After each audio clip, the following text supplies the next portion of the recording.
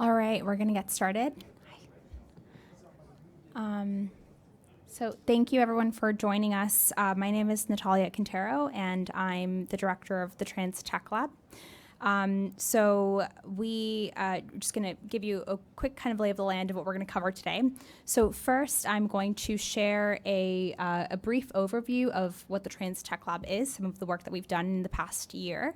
And then our focus areas for this year. And then we're going to have some of our subject matter experts speaking to the challenges that we're focused on, and a brief kind of Q&A panel. So one thing that I just want to mention is you each should have a pen and a little card to write your questions on. So as we're going through the session and any questions come up, I encourage you to write your questions on the card, and then we'll be collecting those questions in about 30 minutes, and then we'll share them with the panel at the end of the session. So we'll get started. Again, my name is Natalia Quintero, and for those of you that aren't so familiar with the Trans Tech Lab, maybe just a quick raise of hands. How many of you have already maybe seen the website, gone through, and learned about the challenges? Just quick raise of hands. That's great. All right, awesome. Thank you guys for doing your homework. So really quickly, the Trans Tech Lab is, it's a program that enables innovative technology companies to work with the MTA and this year other public transit agencies to address key challenges that affect all New Yorkers. And last year we kicked off with 2 challenges, one subway challenge, one bus challenge. And we received nearly 100 applications. Of those applications, there was a rigorous evaluation process, and now 4 of the companies that originally applied to the Trans Tech Lab are in year-long pilots with the MTA, where their technologies are being evaluated and being deployed across the system. Really, our ability to do some good work last year was entirely based on working with really incredible subject matter experts at the MTA and partners at New York City Transit that really made it possible. So I'll give a really quick shout out to 2 of our team liaisons at the MTA, Suri Gruscott and Katie Swift, who are fantastic and have really made everything possible just by being incredible partners at the MTA. Now, this year, we're really lucky to have an additional 5 transit agencies joining us. So within the MTA, in addition to New York City Transit, we have Metro North. Outside of the MTA, we have Amtrak, New Jersey Transit, the New York City Department of Transportation, the Taxi and Limousine Commission, and the Port Authority of New York and New Jersey joining us this year. So that means that for the challenges that we're focused on this year, companies that are submitting applications will have an opportunity to have their technology, their product, to be reviewed by not just the MTA, but all of these other transit agencies that have joined us this year to make sure that where there are best practices and technologies that we could be applying to New York City, we're identifying them and potentially applying them across the system. So the impact that we could have this year is that much greater, and we're really excited to have representatives from all of these agencies here today. So as you think of any questions that you might have, you can keep that in mind either for the questions that you jot down or some of the networking period that we'll have after if you have any questions for representatives from other transit agencies. So thank you everyone for joining us from the MTA and beyond. We're really excited to be working with all of you. Now, just digging into the challenges that we're focused on this year, we have 3 challenges. We have an accessibility challenge, a curb challenge, and a revenue challenge. So really briefly, they are broad questions that are stated in a broad fashion on purpose. That's because we want to ask a question that we don't necessarily have an answer to. And that's why for the accessibility challenge, for example, the question is, how can we make New York's public transit system more accessible for people of all needs? So I think primarily our focus is, beyond investing in really hard infrastructure where, in the new capital plan, there are, I think, $5 billion that will be dedicated to investing in new elevators, where there are software opportunities and other solutions that could improve service for New Yorkers' vulnerabilities. And we'll have Rachel Cohen come up in a few minutes to speak about that. For the curb challenge, we have a question on how can we reduce traffic by improving coordination at the curb. So, with the increased demand for higher vehicles and a lot more delivery vehicles on the road, and an increased focus on bike sharing and other systems that affect the demand that is on the curb. How can we think about dynamically managing the curb? And we're excited to have Robert Thompson and the DOT working on that question as well. And then the last question is around exploring new sources of revenue that these transit agencies or that we may have not thought about or explored.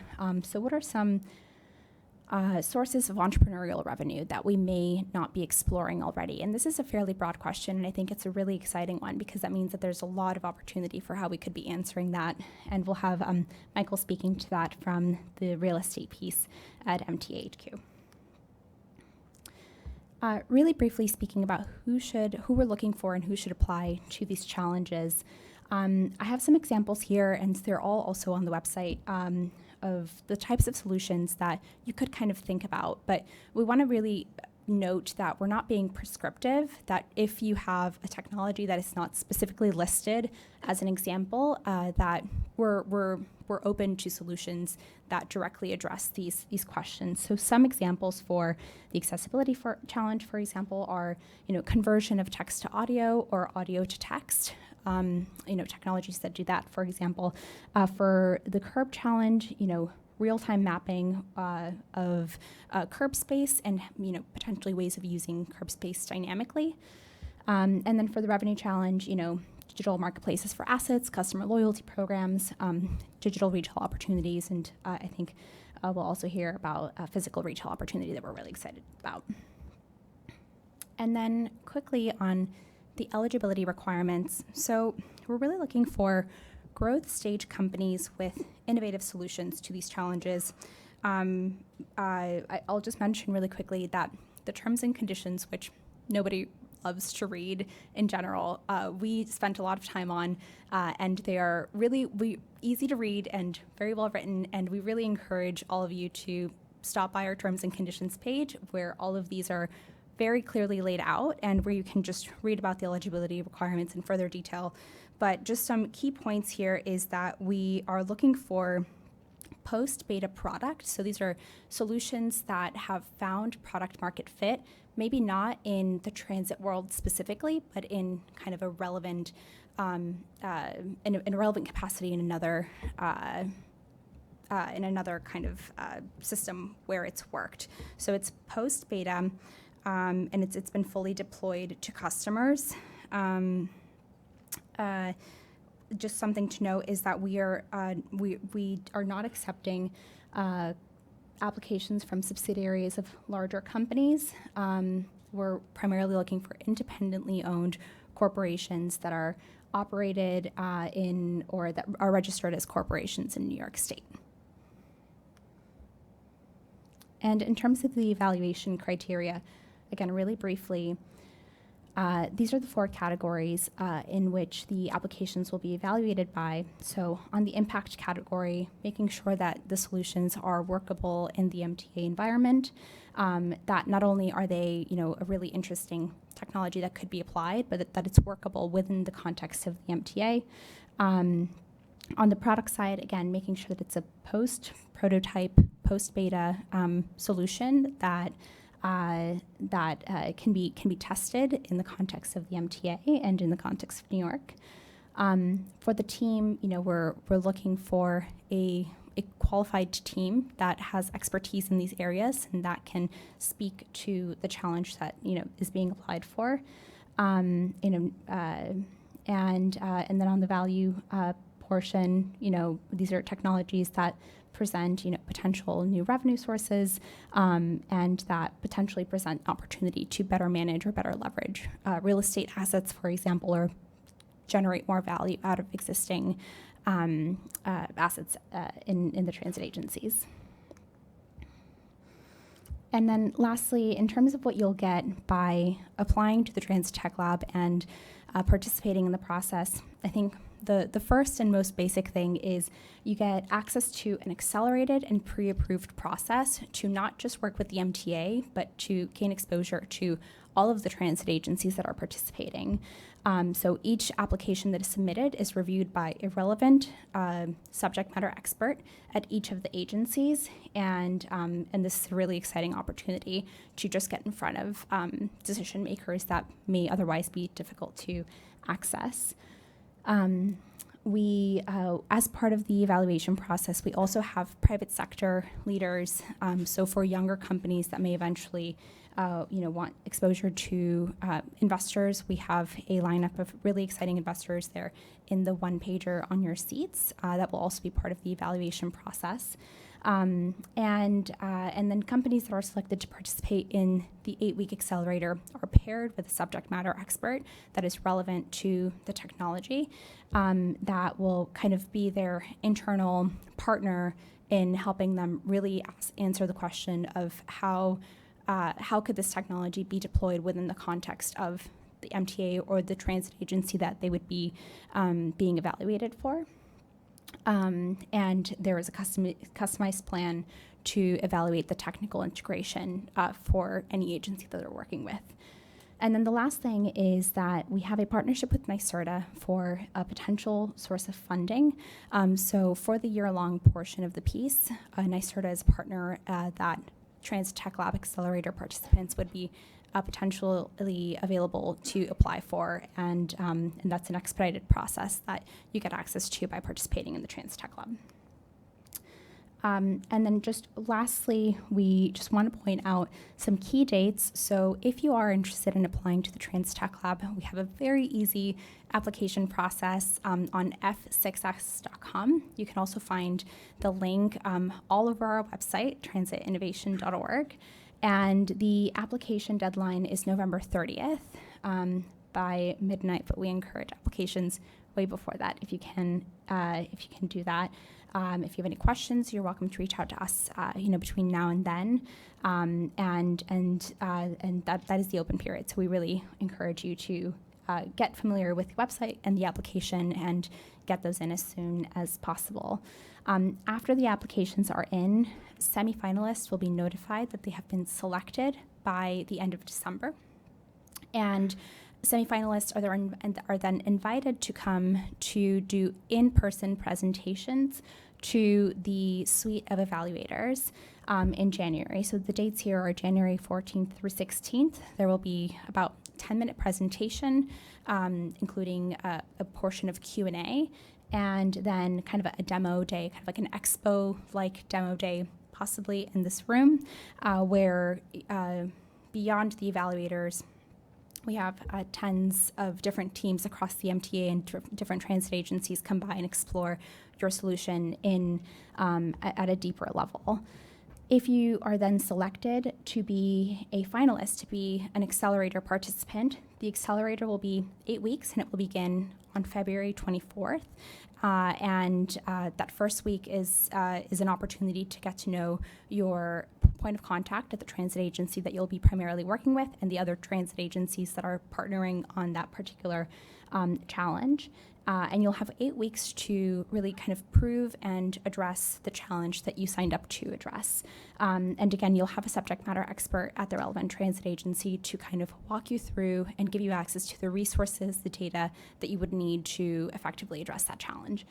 At the end of the accelerator, companies that are selected to be finalists will have an opportunity to begin a year-long pilot on June 10th, 2020. And then over the course of that pilot, there would be the potential for NYSERDA funding and to deploy the technology at a larger scale. And so now we'll learn a little bit more about the accessibility challenge. We'll have Rachel Cohen come up.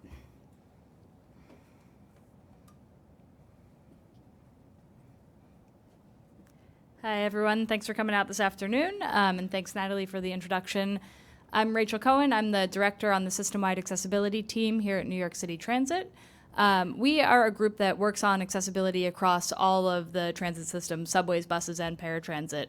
And as Natalie mentioned, we've just announced $5 billion of capital investment in subway accessibility in our next capital plan, but that's not exactly what we think we want to focus on with the Transit Tech Lab, unless anybody has a great new idea for an elevator that we can put in quickly and inexpensively. But that's not our likely solution that we're going to find here. But a lot of what our team looks at is, what does accessibility mean across our system, and across all of the different range of customers and abilities of folks that use our system.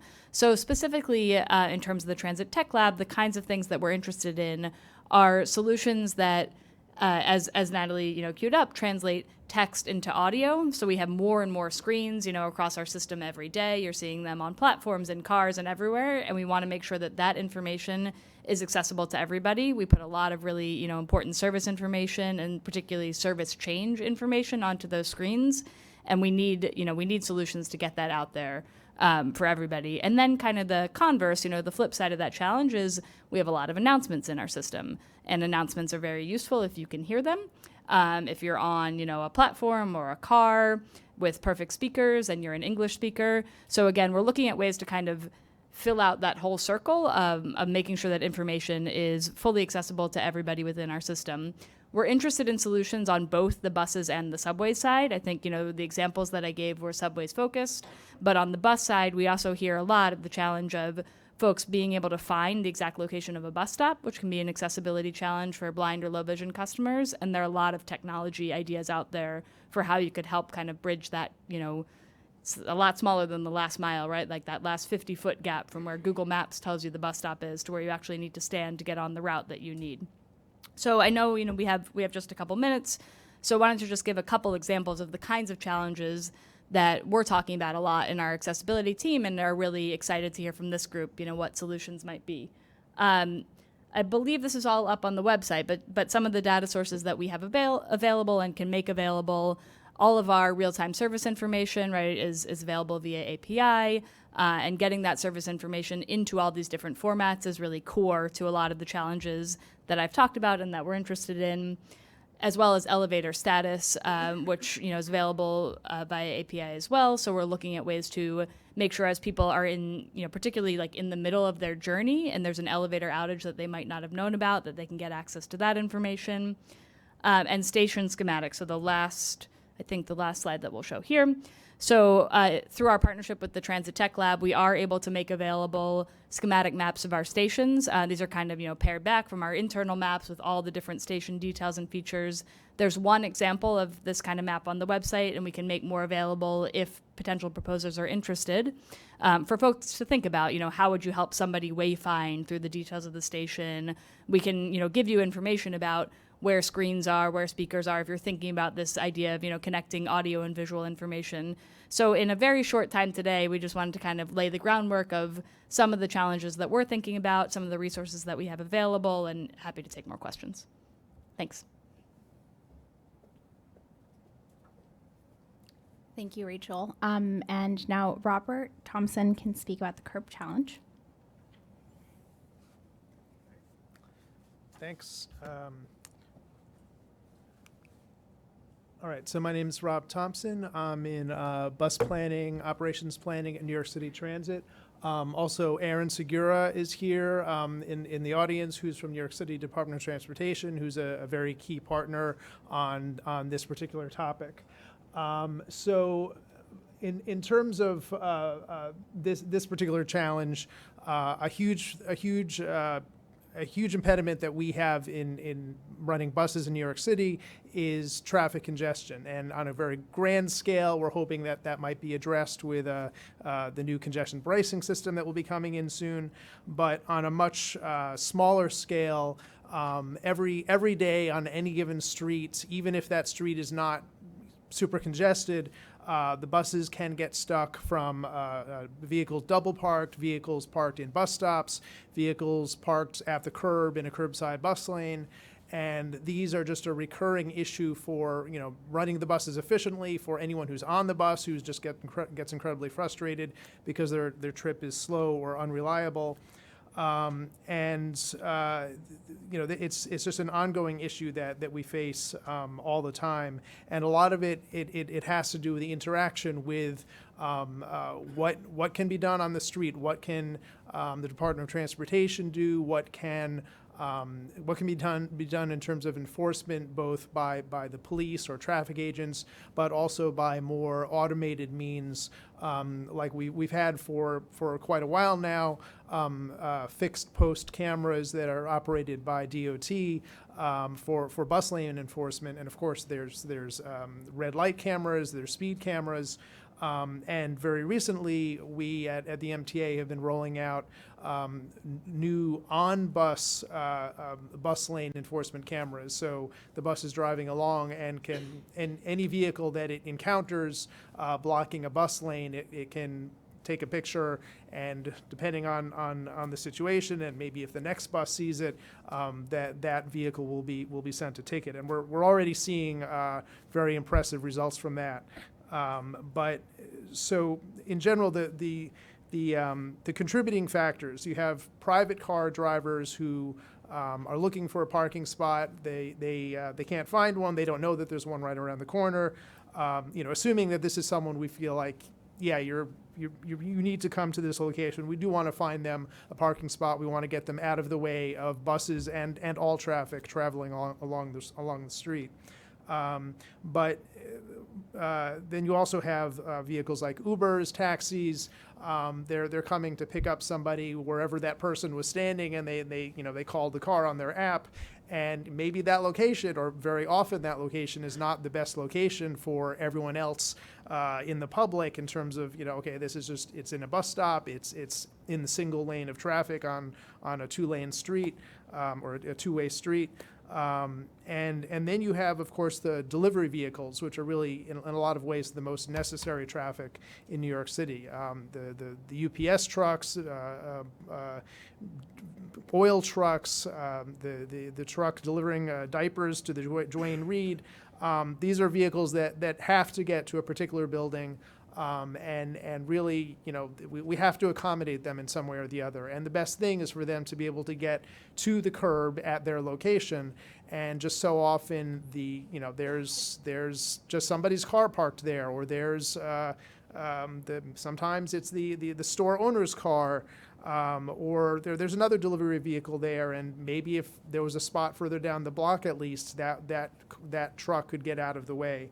But so often, either the curb regulations are not sufficient enough to make sure there is an open spot for those necessary vehicles, or the regulations are there, but the enforcement is lacking. I mean, there's only, even if you have a traffic agent going by every half hour on a block, if something comes and blocks the street 10 minutes later, well, that's still going to happen, and that's still going to affect bus service and general traffic.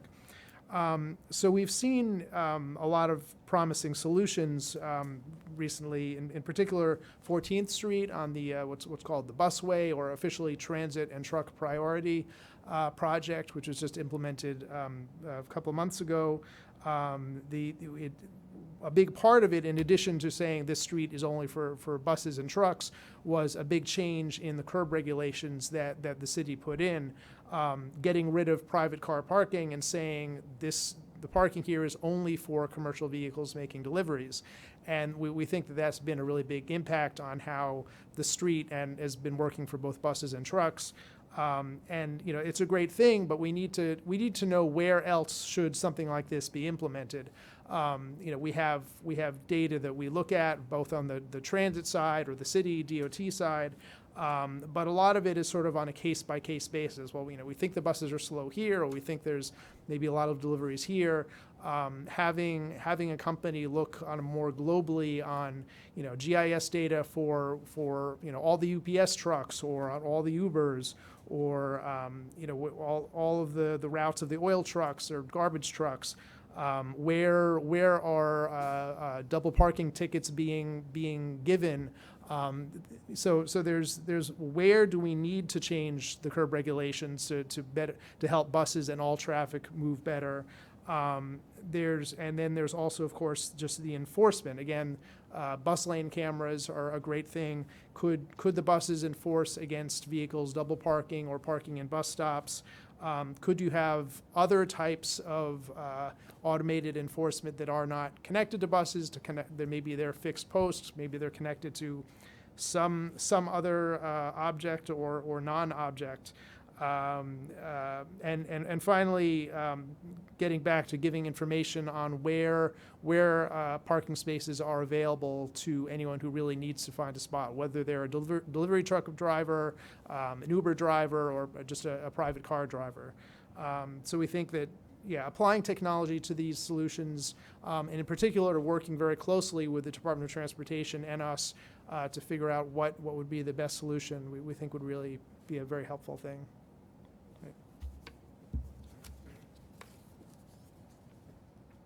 Thank you, Robert. And I would, I'll also mention that, in this particular slide, we're featuring New York City Transit and the DOT, and there will be other applications and potential solutions for other transit agencies that are also participating. So you can also just keep that in mind. And lastly, for the revenue challenge, we'll have Michael present.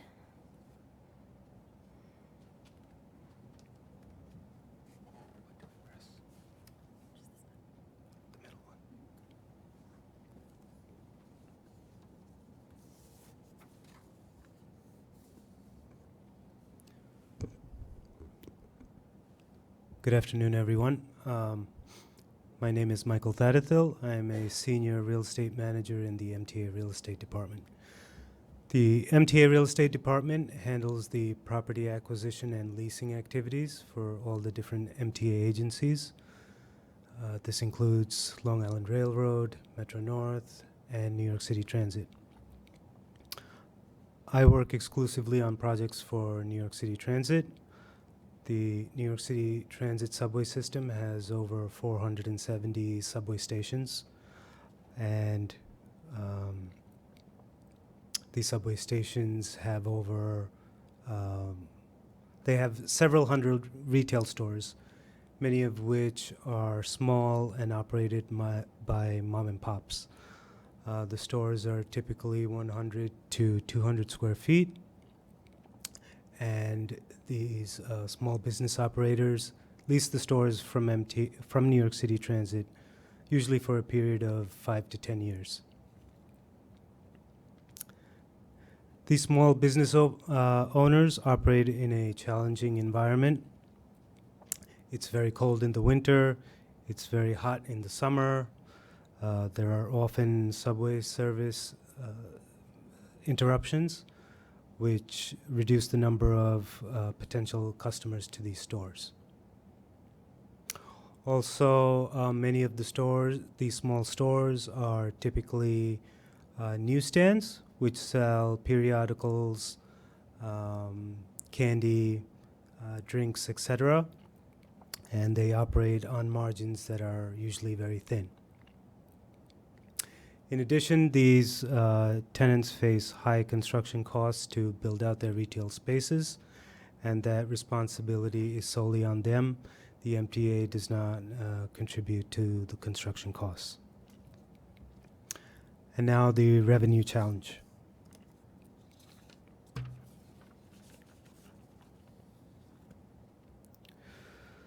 The existing condition is the subway stations were not originally designed for the utility demands of today's retail stores. In some cases, the retail was created lacking appropriate utility connections. Often that's electricity. Making utility connections now are not cost effective for either the MTA or the tenant. Solutions are needed. Many retail spaces have limited power or no power at all. We need an effective, cost-effective, innovative solution. One idea is the development and installation of a standalone battery-powered source. A battery-powered source that will provide electricity to these small stores. The good news is that New York City Transit self-certifies for code compliance based on New York City Building Code. This means that you would submit any design plans to the MTA, you wouldn't need approval from any third parties. So we are a one-stop shop for design, review, and approval. And we have a lot of engineers waiting to hear your ideas.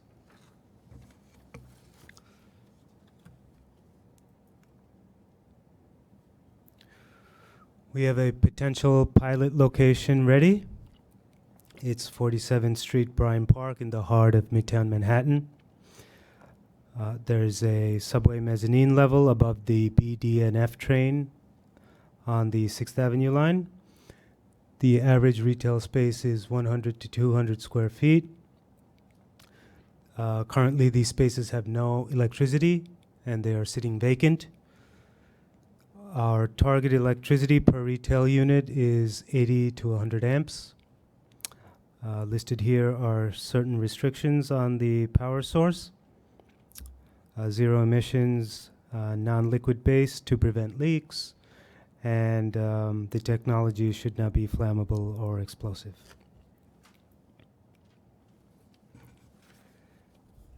Here is a subway station map of the mezzanine. Highlighted in yellow are the retail spaces. There are 11.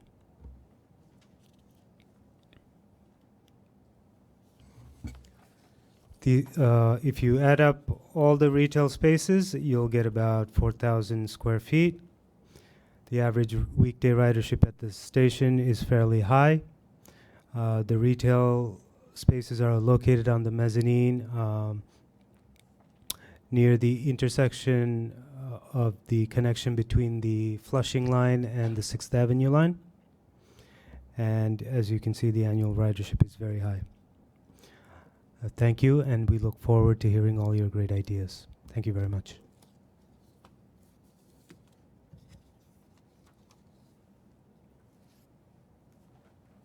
Thank you, Michael. And I'll just take a quick opportunity here, since we have our other transit agency partners in the audience, if anyone wants to add anything or add a little bit of color or a different angle to any of the challenges, you're welcome to just either raise your hand or come up. Any takers? Okay. Oh.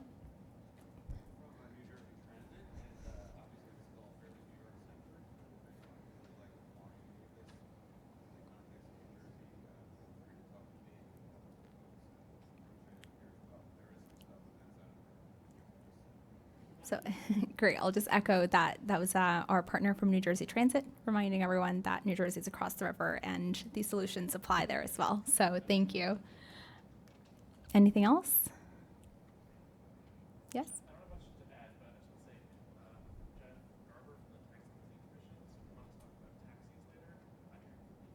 Great. And we have Jeff from the Taxi and Limousine Commission as well, who can speak to challenges that apply to TLC as well. So yes, great. So maybe we can just go down from the other agencies. From the Port Authority, if you could just raise your hand. Maybe great, thank you. From the Department of Transportation. Great, thank you. I believe Amtrak was running late, but if Amtrak is here as well. All right, he'll be in the station soon. We have Jersey Transit from Metro North. We have Nate and Peter, thank you. And on the retail challenge, if we want to have maybe Lucy, if you could just raise your hand. Back there, awesome. Am I missing anyone? Okay, great. Thank you. So any questions, again, we'll stick around a little bit after that. We'll just take an opportunity now if you could just write down any last few questions you might have on your cards, and then we'll start collecting those. Great.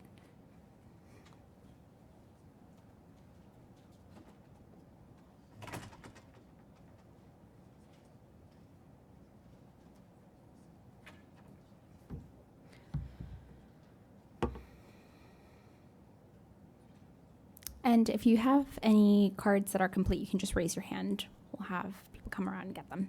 Thank you.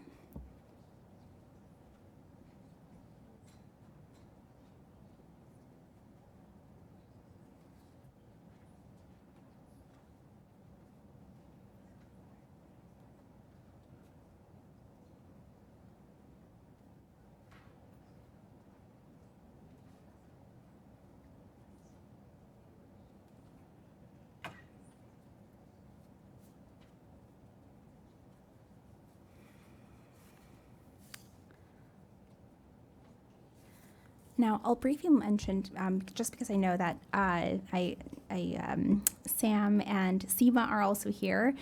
So from MTA Procurement, Samuel Schaffner has joined us today, and from MTA Legal, Seema Singh. So if there are any questions specifically for MTA Legal or MTA Procurement, we can just get those done first so that we can let you guys done. So if you have any questions for MTA Legal or Procurement, feel free to raise your hands and we'll just make sure to get to those first.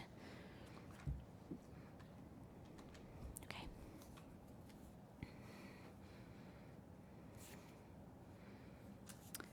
So I'll start with some of the program challenges. And if I don't see any questions for MTA Legal or Procurement, I'll let you know so you can head out sooner. So one of the questions here is how many companies will be selected for the accelerator program? So there is no minimum or maximum number of companies that will be selected for the accelerator. It is completely dependent on which solutions are relevant to which transit agencies, and it's ultimately up to the transit agency to select how many companies it will be working with. So there's no threshold. If you have some, do you want to just answer them? Sure. I have my colleague Rachel Howlett. She's the executive director of the Transit Innovation Partnership. She'll help me field some of these questions as well. Thank you for joining me, Rachel. Great to be here. Thanks, everybody. So I'll just answer a few of these because also we've now that we're in our second year of the program, we've encountered some of these before. This is an easy one. Can a company apply to more than one challenge? Yes, if it has a relevant technology or service for those challenges, you will have to submit a separate application for each challenge. This question, will the data on the website be updated to include information from non-MTA agencies? There is information from non-MTA agencies and data sources, and especially as we get more specific questions around specific data sets, we'll be adding those as well. So already today there's data from all and resources and specifications from all the different participating transit agencies, and we hope to continue to add to that. So please check back.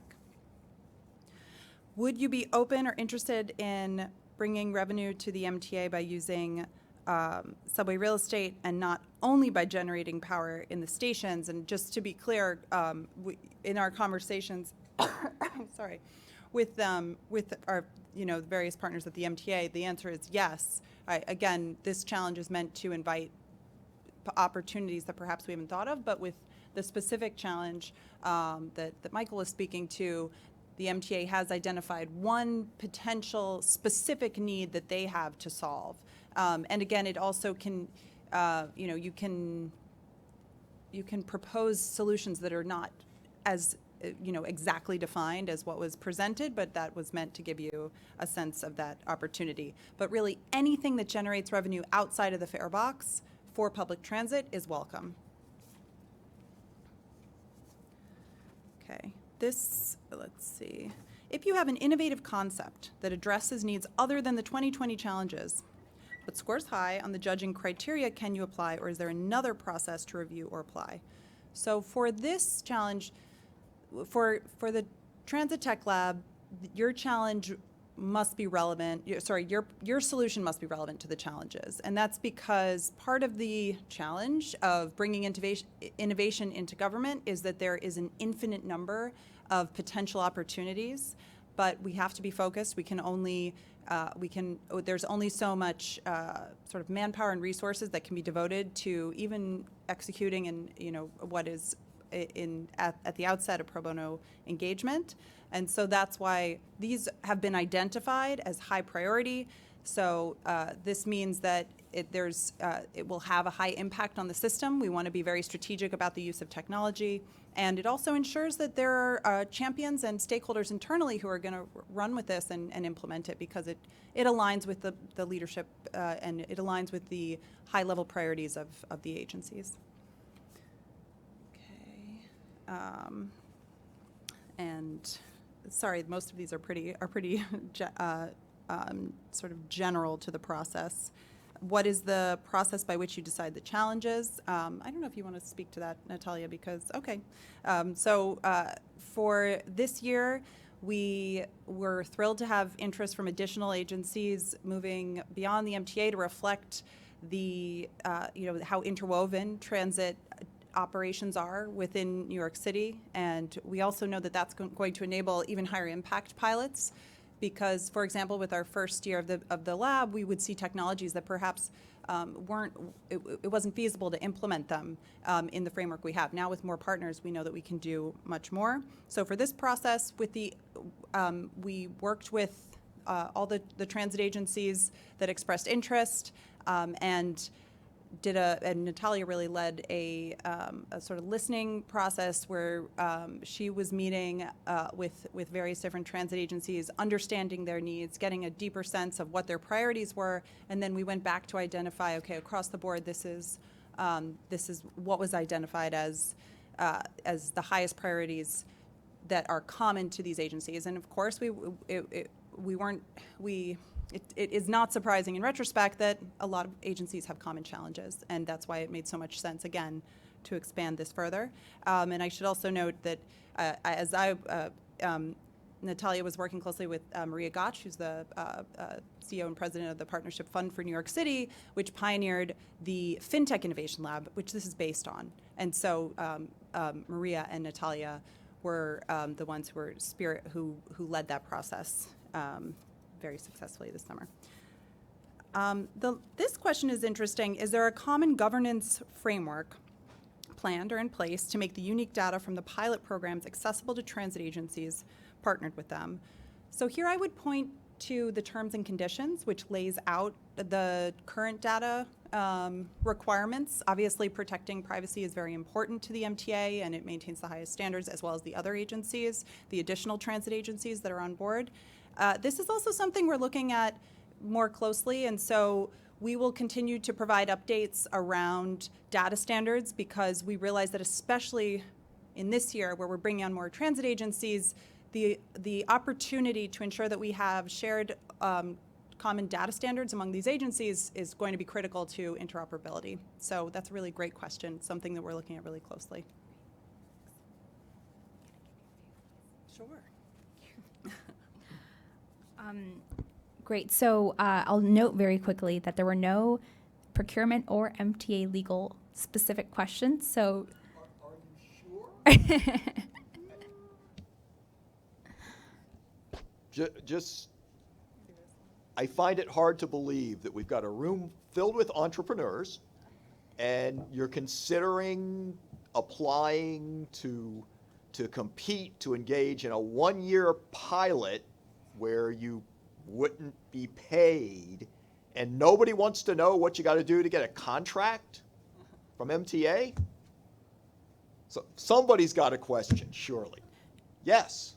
What do we have to do to have a contract? Okay. I'll just repeat the question for those of you who didn't hear it. It's what do companies have to do to get a contract with the MTA? So the answer is really that it depends. It depends on what your product is, right? It depends on our degree of interest in your product. Once you've been part of the one, assuming that you were selected to be in the one-year pilot, and assuming that we liked your product, at that point, it's going to depend on exactly what the product is, what sorts of intellectual property rights you have and patents and things that you have. But if it were a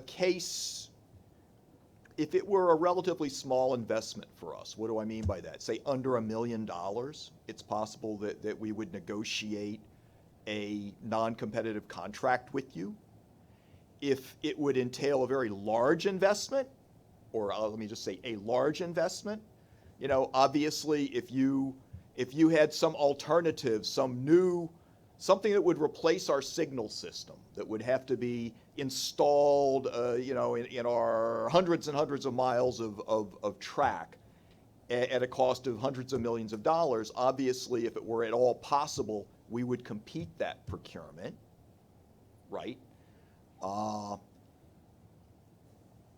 What would you get out of this? Well, let's face it, if you've worked with us for a year, right, to try out your idea, even if there's other people that could possibly do it, you've already probably got a pretty good idea about what we're looking for.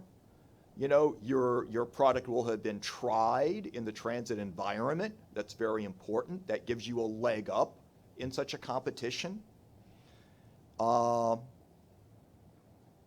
Yeah, so, and it is also possible that you're going to have a product that we fall in love with, that we really, really like and really want to implement, and it's possible that your patent and intellectual property rights are such that we could only go to you for it. If that were the case, then we would just negotiate some sort of contract with you. I will say that's probably a fairly rare event. That's probably not very probable, but you never know.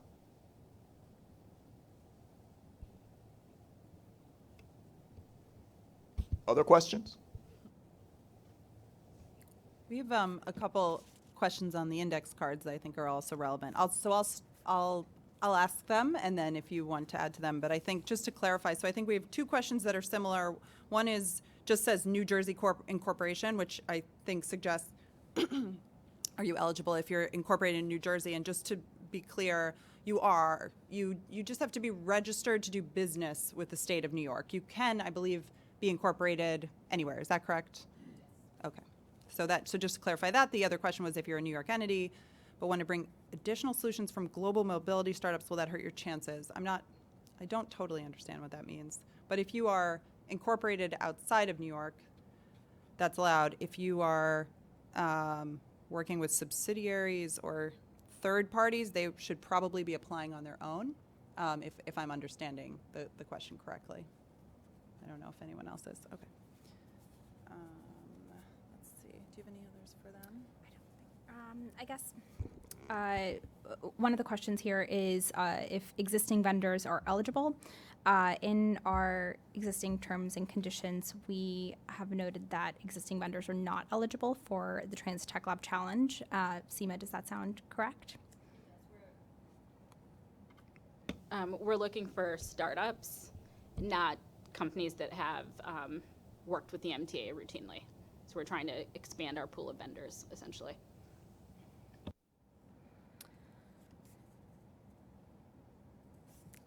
And I can move on to more programmatic challenges. Do you have any other questions for Apply? Any last questions for procurement or legal? Okay, great. Seema, Sam, thank you so much for joining us. So one of the questions that I have here is, must solutions be complete end-to-end or a component of the solution? And I think what this question is addressing is kind of like the scope, which was another question on a card, is what's the scope of piloting? And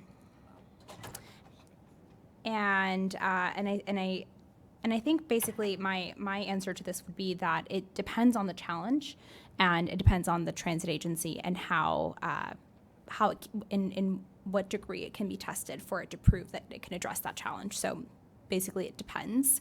And I think one of the questions was similar to this, which was, can one solution answer all of the challenges? If you think that you have a technology that addresses all of the challenges simultaneously, then you're welcome to note that in your application. But as Rachel said, I think where there is focus on a particular technology that addresses one challenge very specifically, I think that's really what we're expecting.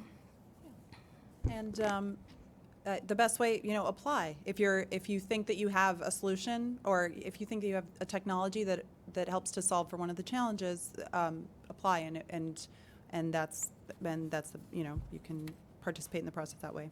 So now we have some specific questions for our subject matter experts. So this one is directed to Rachel and Robert, and I think there's already some background on this. So what API calls and info can you provide?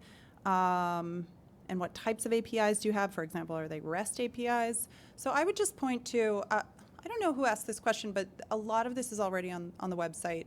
Basically, what is publicly available has been made available on the website and linked to. For some of the APIs, you do have to request a key, so you'll have to register. But that's, but it's open and accessible to anyone who wants to participate. So I don't know if you have anything to add to that, or if any of the other participants from other agencies want to add to that, but I would just point to what's on the transitinnovation.org website. Yeah, I think that's right. I mean, we tried to make clear everything that's available from the transit end, and some of the resources that I highlighted earlier, in terms of in particular for the accessibility challenge, elevator, escalator status, and real-time train arrival information are the key sources. But I would also say, if there are sources of data that you don't see that you think would be useful to your challenge, please ask, because we're really looking for new ideas, and there might be data sources that we have that we didn't think of as something that could be relevant, to a proposal. And I have two questions related to the curb challenge. So again, I would, if any of the folks from the DOT have thoughts on this, please, we'd invite you to also respond. Are the fixed bus lane cameras set up to send alerts, or are they monitored? I don't know if that gives everyone enough clarity to understand, and I'm not sure exactly which cameras. I know part of the answer, but I think maybe Aaron should reply for that. So the fixed bus lane cameras, they detect when the algorithm thinks there's a violation, and then a human reviews everything that is filtered from the algorithm. So the human review is a legislative requirement via technology law. Could everyone hear that, or should I try to summarize that? Okay. I believe, and otherwise I might ask Aaron, maybe if you want to correct me, to come up here just to make it clear, but I believe Aaron from the DOT said that the fixed lane cameras have algorithms that detect when they believe there is a violation. So there's that first step that I guess you could consider that as an alert, but that is then sent to a human being who has to review and approve each of those, and that's a legislative requirement. Okay, Aaron's nodding, so that's pretty much it. Does that answer the question of whoever asked that question? Yep. Okay, great. And then a follow-up question we have here is, do you know what is the biggest contributor to double parking or bus lane parking? I'm not sure exactly what that says. Is it commercial deliveries, for-hire vehicles, or private vehicles? Are there any data sources? I think that's part of the issue, is we don't 100% know. And I think it varies by location or time of day. And yeah, I think part of the challenge is determining that by time and geography. Okay. Members here in parking. In addition, the NYPD does publicly put out violation data. So that does give you some sense of, activity related to double parking and blocking buses. But, I mean, obviously it might be a better measure of enforcement, activity or distribution rather than the actual activity. But it is something. And another thing to add, just from my knowledge of what DOT has, I mean, DOT does have traffic cameras placed in a lot of places around the city, I think most of which are public feeds. So there might be access to that, maybe just independently or working with DOT. And also, in terms of evaluating curb activity, I know a lot of the times DOT puts up their own little camera, time-lapse cameras, basically, to measure, both to see what is using the curb or double parking lane, and for how is that activity happening. And I think one of their challenges is analyzing that information in a efficient way, and so that might be something that they might be interested in also.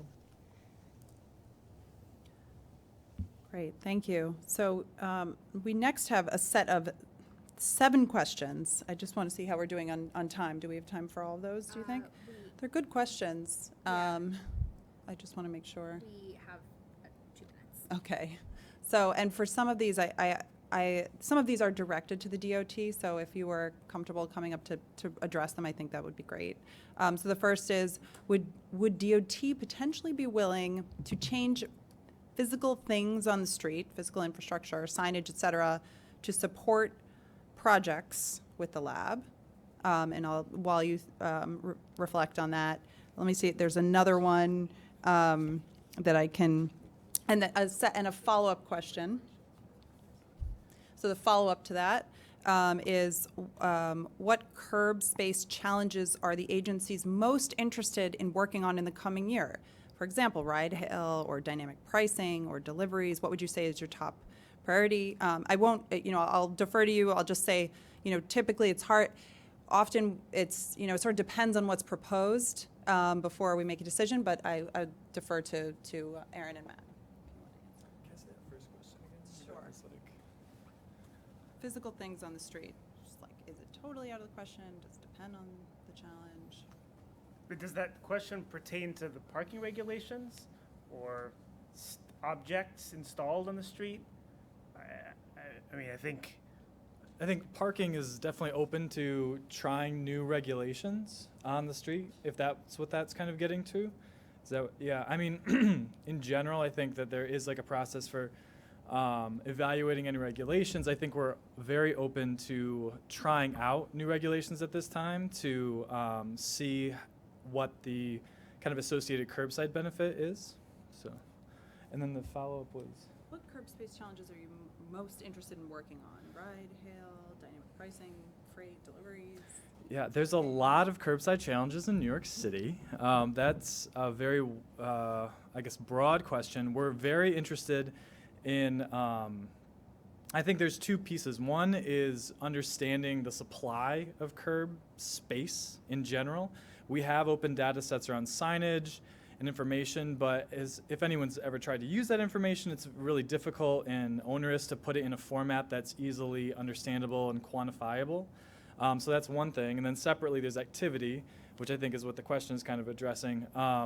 But curbside access for commercial and transit entities is probably our biggest priorities at this moment. We need to prioritize uses at the curb that have no other choice but to use the curb. So right now, so much of the city is taken up by passenger parking, right? And in many cases, those users have other choices. So as someone, or as an agency that needs to support the economic development of the city and the public transit ridership, we have to find ways to facilitate those uses overall. Great. Any follow-ups on that? Okay, thank you. Thanks. And there's another question here. There's sort of 2 that relate to TLC. So Jeff, I don't know if you if you'd be comfortable coming up to answer them, just so that everyone can hear. So while you're coming up, I'll first answer one that's not related, which is, what's the commitment companies typically make to the program? What about time and resource commitment by the agency? Again, this depends on the challenge to challenge, but what you will for sure have is you'll have a dedicated point person within the agency that you're working at. You'll have, Natalia and myself will be committed to regular check-ins to make sure that everything's moving forward. We set goals at the outset of the 8-week accelerator. By the midpoint, we have a good sense of where things are going, and it's designed that by the end of those 8 weeks, the transit agency has enough information to decide if they want to do a year-long pilot. So it's a really focused program. You also have access to, you're going to have operational tours of sort of the command centers of the relevant agencies, so you get to see their operating environment. You get to meet with procurement and legal teams to understand the contracting process, and you also get to meet with the leadership of those agencies. So it's really an amazing amount of access if for those of you who are interested in this. Yeah, and then on the companies, it depends. You're going to jointly create those pilot programs, and you're only going to do what you're comfortable with. So just the 2 questions related to TLC, they both seem to be related to data. So the first is how much, let's see, would program teams have access, subject to NDAs, to data sets that are currently not publicly available, for example, ride hail? And then there's another question that sort of seems to ask the same thing: how much intra-agency support can be expected? For example, TLC sharing ride-hail, PUDO data, PUDO data. So I don't know if you're comfortable asking that. I mean, what we try to do at the outset is make everything publicly available, but perhaps it's case-by-case basis. Yeah, honestly, it completely depends. We try to make all of our data as public as possible. So your best bet really is to focus on what we already have made public. Depending on the solution, maybe there could be some sort of NDA, but at this point, I'm sort of struggling. I'm not sure what we would see that we would make an NDA necessarily the best course of action. I would say really focus on the data that's public as of right now. And just keep in mind that the TLC also, I'm saying this only because I say this all the time. Keep in mind that TLC doesn't operate the vehicles. So we're the regulator and we tell the vehicles, what parameters they have to follow, but we're not operating them. So we're not the ones doing the dispatching. Those are all done privately. So you're going to be mostly actually working with, and this kind of gets to the intra-agency support. We will absolutely support you and be subject matter experts, but most of your operation-wise, you're going to really want to be working directly with the drivers and the owners and the companies, which we can help set those up and point you in the right direction and give you ideas of what they'd be looking for. But we as an agency are not actually operating anything. That said, if you actually have a solution that actually is tailored for us to operate, we would love to see it. But that's not generally what we do. Anything else you want to share, Angela?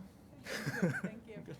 And I know we're wrapping up, but just to give an opportunity, if folks from the Port Authority or New Jersey Transit or Metro North, is there anything that you want to share about these challenges, just to give a little bit of your perspective?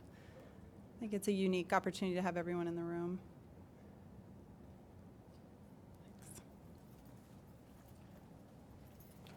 So I'm Rob Galvin. I'm the Chief Technology Officer at the Port Authority. So I think we're really excited about the opportunity, and we thank you all for being here.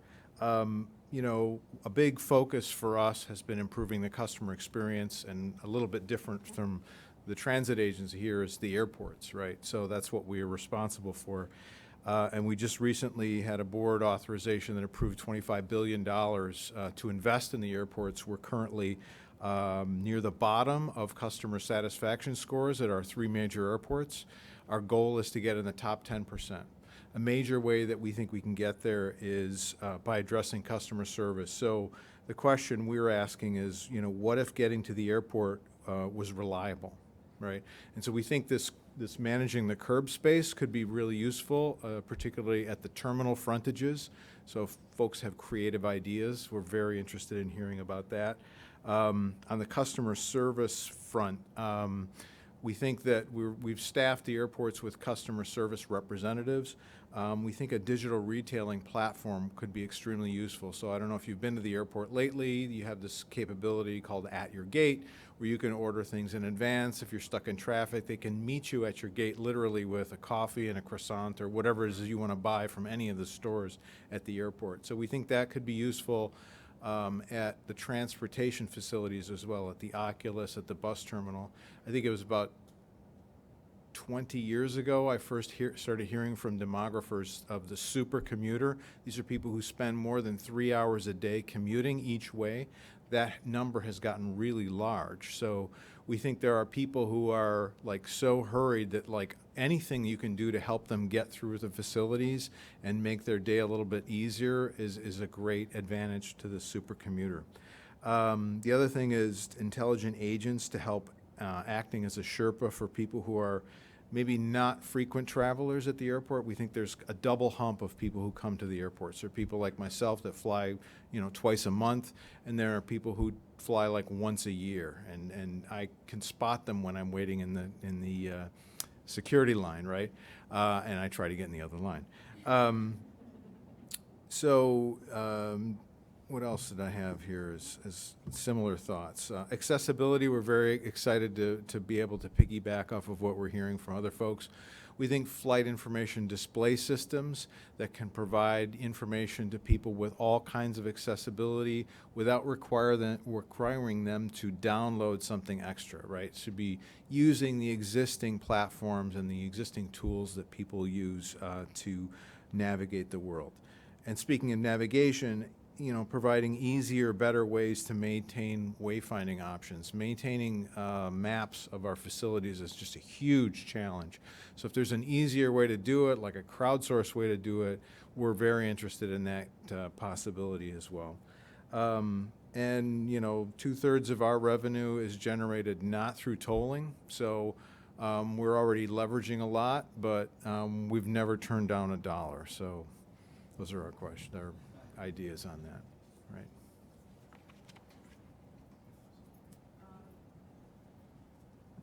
New Jersey Transit or Metro North, or would you like to add anything? Thank you. Great, thanks, Nate. Hi, everyone. Nate Gilbertson with Metro North Railroad. I would say for us as well, interested in the customer experience and improving that experience. And I guess so on the customer information front with respect to accessibility, I think we've got some similar interests there as New York City Transit. In terms of revenue generation, we're always thinking about, okay, is there something else out there that we haven't? We've done a lot of thinking about it, but likely there is. And I always go back to that notion of, is there a way to get an extra $1 a day from every customer? Could we do that? Could we find something that does that? On the curb challenge, I think we've done probably less thinking about that because we don't, although the drop-off situation at a number of our stations is chaotic, so that probably is an area that I would point you to in terms of the curb challenge for us. And we're just excited to be a part of this. So happy to take questions afterwards.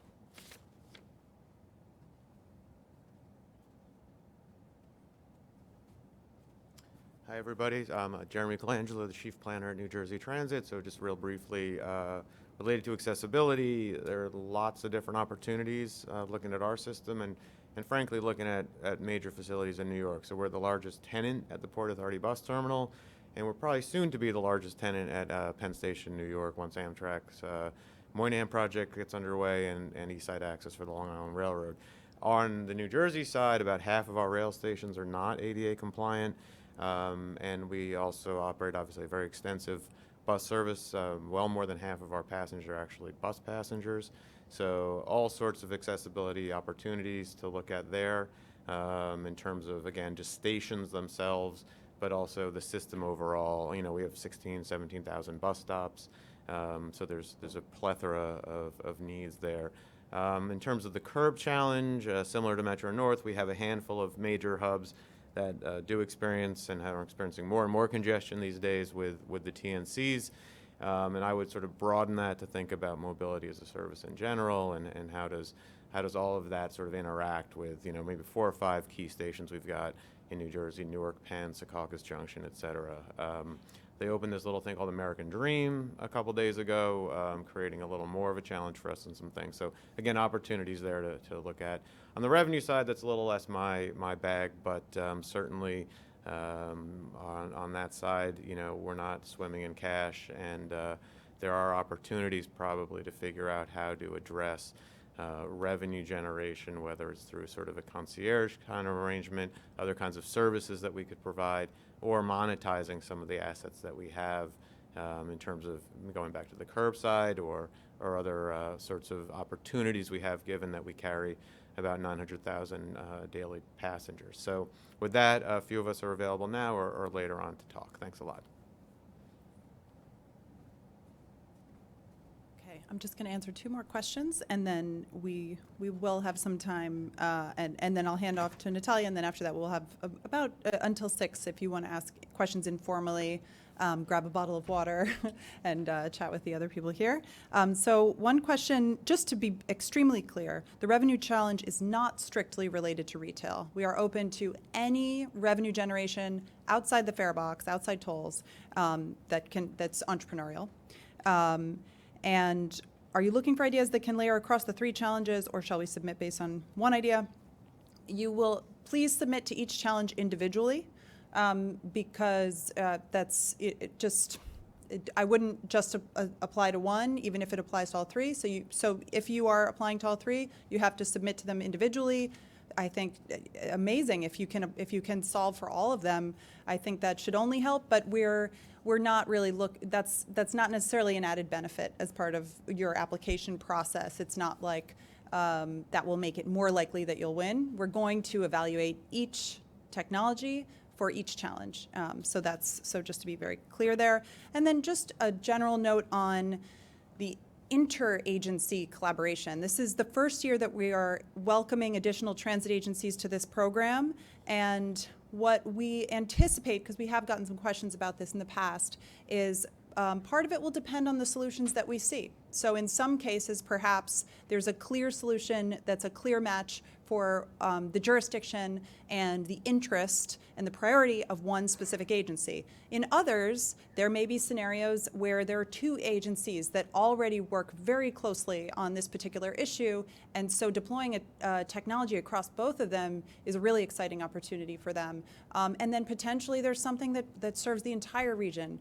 So there's not a one-size-fits-all answer to that question. It's going to be dependent on the technology that's proposed and dependent on the response and the reception from the different agencies. And that's a big part of what Natalia and our team do. That's a big part of facilitating the process and getting a sense of where the best alignment is and the alignment of those interests, and then giving the support that can get us there. So right before I hand back to Natalia, I just want to give a round of applause to all of our transit agencies who have been participating, because this has been a lot of work, and to Natalia, who has brought them all together. Thank you. All right, so thank you again, everyone. I'm just going to really quickly shout out Boris Matz from Axon Vibe. If you could just raise your hand, he's all the way in the back. And Matthew Gashard from Remix. If you could raise your hand, he's right here.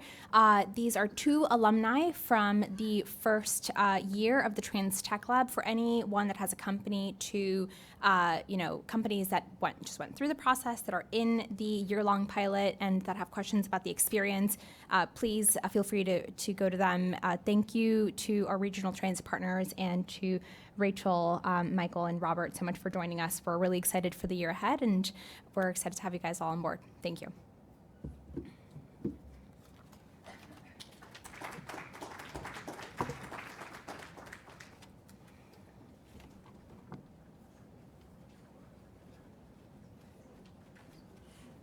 Oh, you have my phone.